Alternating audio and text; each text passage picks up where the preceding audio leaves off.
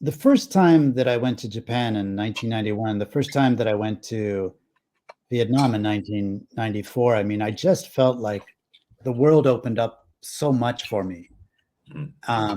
and in very different ways. I mean, you might think that the experience that I had when I stepped off the plane in Japan was maybe similar to the way that I felt when I stepped off the plane in Hanoi in 1994.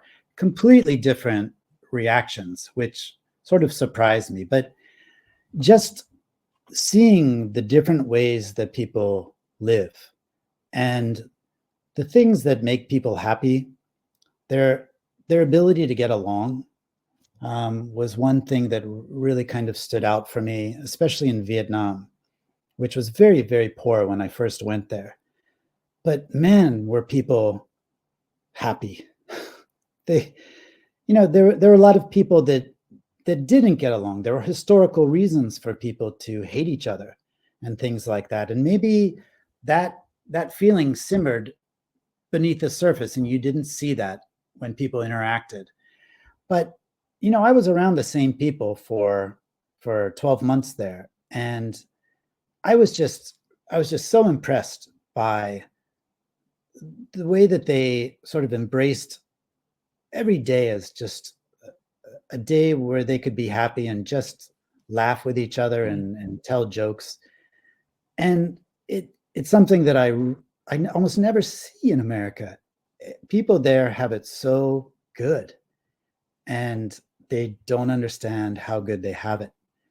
And it's kind of shocking, and it's something that really bothers me when I go back to America. And then when I come back to, especially to Vietnam, or really anywhere in Southeast Asia in particular, um, I just really notice that there's just a different way to live.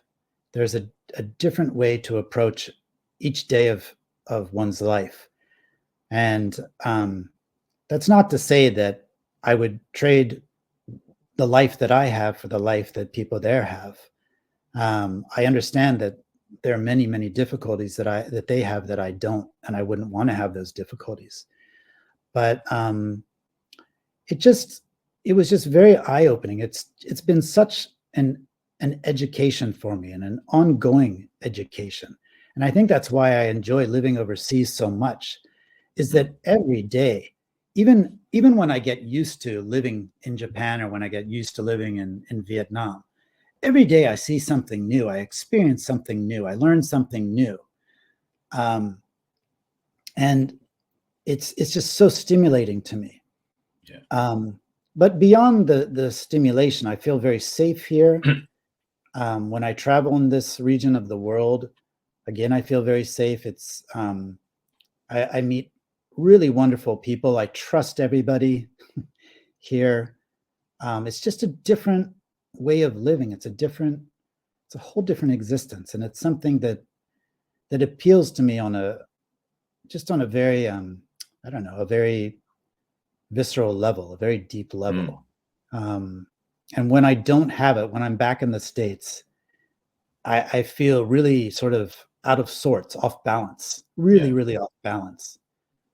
Um, Yeah. so That resonates with the way I perceive living as an expat or living overseas. Like of course, I'm based in Ireland. I'm Portuguese myself, so the cultural gap is much smaller than would be between you being an American based in the countryside of Japan. But I can relate to that thing of like every day there is an education. It's like an education for free, and yeah, there is always something new. So I think even if we don't know, I think individuals like ourselves, we strive for novelty. We want to find that element that we don't know what it is, and somehow we will jump in our way. We might notice, we might not, but it's there. It's there. There's something there.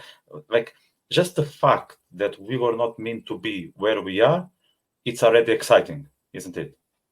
yeah, absolutely, absolutely. I mean, when I think, I'm married to my wife. She was born where in the circumstances that she was. She never could have imagined she would marry me. I was Mm. born where I was in those specific circumstances. I never would have guessed that the two of us would get together and marry and start a life here together and travel and see the world and the places that we've gone together too. I could have never imagined these things. Like you said, it's a real education, and there's just yeah, there's it. I wouldn't trade what I have for anything. I'm very fortunate. I recognize that every single day, and I make sure that I do. I don't want to lose sight of that. Um, because I don't want to lose sort of what I have now in my life.